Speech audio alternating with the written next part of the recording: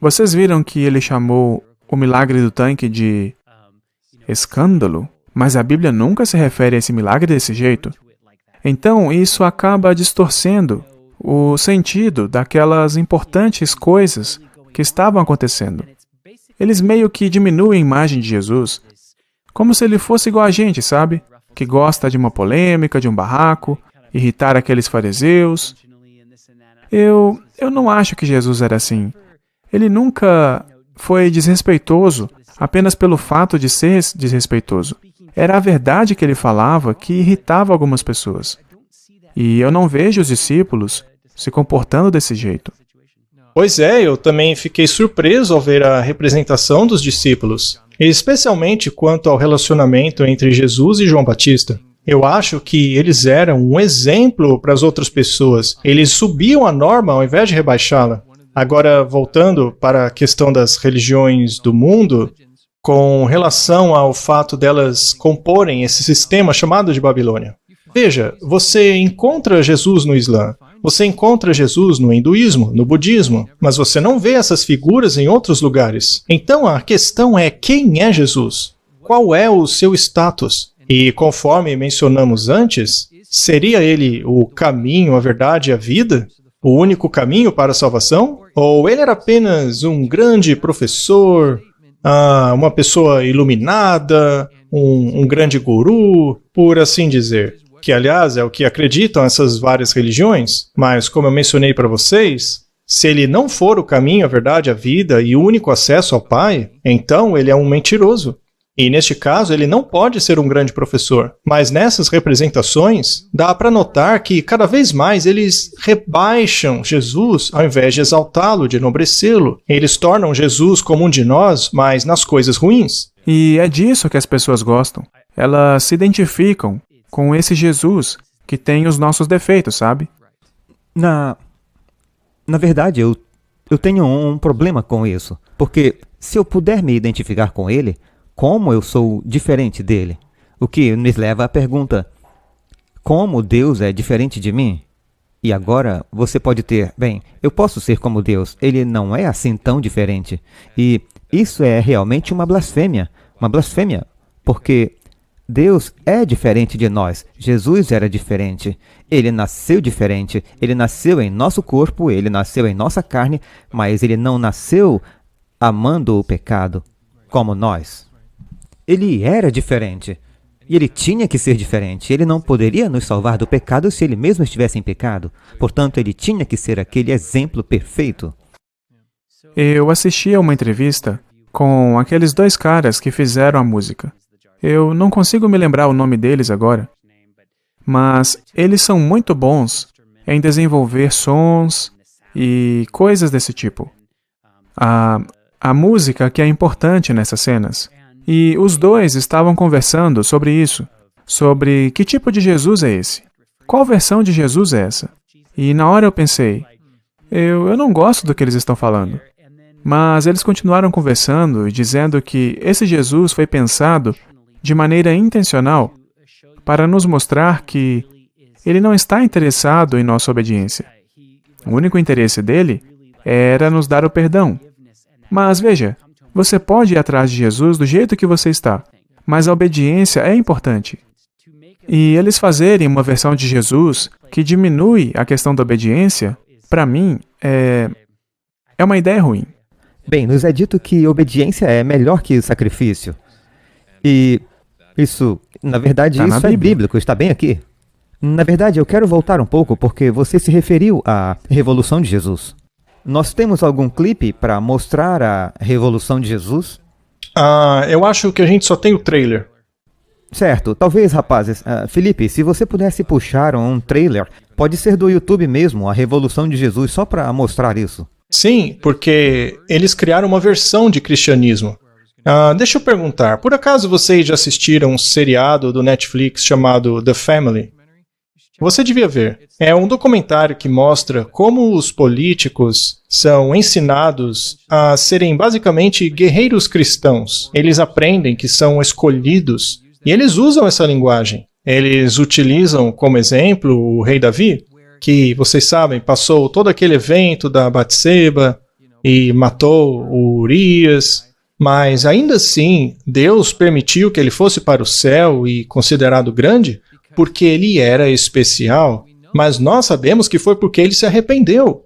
Ele mostrou o verdadeiro arrependimento, a conversão do coração, ele confessou, se arrependeu. O que ele fez foi horrível, mas Davi se arrependeu na direção da lei de Deus. Ele mudou o seu coração e a sua mente. Foi por causa disso que Deus o perdoou. Mas nessa estrutura política cristã, que é exibida nesse documentário The Family, de acordo com eles, Jesus não passa de um nome, Jesus. Aqueles aspirantes a político estudam uma pequena porção dos evangelhos, enquanto o restante é focado apenas numa visão específica. E agora, voltando ao seu ponto, esse Jesus deles dispensa a obediência. Tudo o que você precisa é Jesus, porque você é um escolhido, você não precisa mudar. Você não precisa obedecer à lei dele, porque você é um escolhido. Mas isso está em oposição direta ao que diz a Bíblia. Segundo ela, a obediência é melhor que o sacrifício. Então, nós vivemos nesse contraste que vai acabar nos levando a um conflito. Um conflito com essa visão religiosa do mundo que exalta Jesus, mas que abre mão da obediência e da santificação. E também, é claro, do arrependimento, da confissão, que visam nos encaminhar à lei de Deus. 2 Tessalonicenses 2,9. A vinda do iníquo será de acordo com as obras de Satanás, com todos os sinais e mentiras e maravilhas, coisas que vão acabar distraindo as pessoas. Veja que o verso fala da vinda do iníquo, que significa sem lei. Alguém que não promove a obediência à lei. Sim. E me preocupa ver esse tipo de Jesus sendo gravado na mente das pessoas, já que uma imagem vale mais do que 1000 palavras. E não é só imagens. Nós temos a música, a mixagem, o cinema, todas essas ferramentas diferentes que te dragam para dentro da história. Tudo isso está sendo selado na cabeça das pessoas. Esse Jesus que diz, não importa o que você faça, só acredite em mim. E o que isso acaba fazendo? A questão do sacrifício, porque os adventistas são taxados de legalistas, né? Porque guardamos a lei.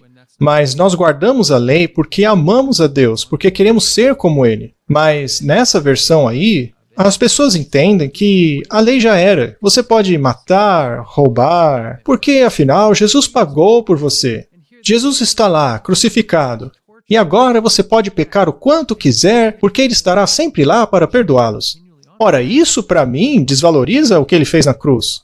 Além disso, a questão da obediência é intrínseca à nossa vida. Você não obedece às leis de trânsito? Se você não obedece, coisas ruins vão acontecer. Então, nós estamos acostumados a obedecer regras e leis todo o tempo. E ninguém questiona essas regras. Ora, por que eu não posso passar o limite de velocidade na zona escolar? Ninguém questiona isso.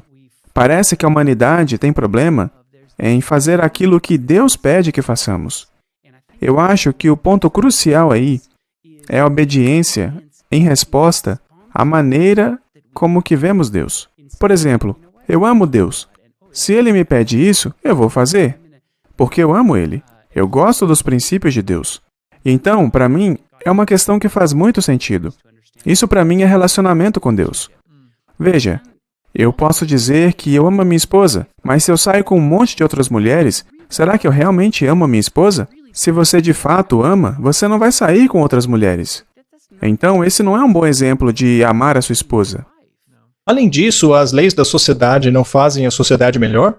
Imagine se não houvesse leis ou consequências para maus atos. E se a lei mudar, será que ela muda o que é certo e errado? Interessante. Mas, voltando para a questão do casamento, por acaso a traição faz o casamento saudável? Ou um casamento saudável é quando as pessoas são fiéis umas às outras, debaixo da bênção de Cristo? Veja, eu não tenho amigos seculares que digam que o limite de velocidade é ruim. Todos concordam que assassinos devem ser punidos. Mas quando você vai para a lei de Deus, meu amigo, isso é legalismo. Pois é. E a maioria dessas leis são bem razoáveis. Sim. Não cometa assassinato, não roube, não minta. não mentir. Pois é. É mais senso comum do que qualquer outra coisa. Mas os outros representam um problema entre nós e Deus. Certo? Não tome meu nome em vão. Guardem o sábado. esses tópicos com os quais as pessoas têm problemas. Mas voltando a falar sobre o documentário, nós realmente acreditamos que se estamos recebendo informações de Hollywood ou Netflix ou outros, que eles vão nos dar toda a verdade? Sabe, uma coisa engraçada sobre a família foi que eles retrataram essa imagem, então eles finalizaram de uma forma que, esses caras já era, eles desapareceram, agora não tem mais nada maligno relacionado com a oração do café da manhã e isso já era. Então, só para vocês saberem, isso aconteceu, mas agora não tem problema, tá tudo resolvido. Entendem? Então você pensa, e isso acontecia em Hollywood. Nós temos todas aquelas histórias, podemos mencionar aqui coisas como Pizzagate, mas isso já está tudo corrigido agora. Essas coisas não acontecem mais. O Epstein era o único problema. Agora está tudo resolvido. É claro que não é assim.